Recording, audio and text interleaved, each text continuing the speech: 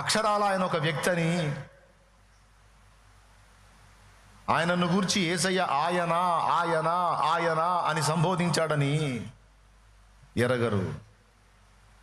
ఆయన యేసయ్యకి ఎలాంటి భావోద్రేకాలు ఉన్నాయో, తండ్రికి ఎలాంటి భావోద్రేకాలు ఉన్నాయో, నేడు నీతో నాతో ఉన్న పరిశుద్ధాత్మకు కూడా అదే భావోద్రేకాలు ఉన్నాయి. ఆయన ఆనందపడతాడు, ఆయన దుఃఖపడతాడు, ఆయన అభ్యంతరపడతాడు, ఆయన ప్రోత్సహిస్తాడు, ఆయన ఆటంకపరుస్తాడు, ఆయన నడిపిస్తాడు, ఆయన మనతో ఉంటాడు, ఆయన గద్దిస్తాడు, ఆయన మాట్లాడతాడు, మౌనమవుతాడు. ఇవన్నీ మనుషుల లక్షణాలు కాదు,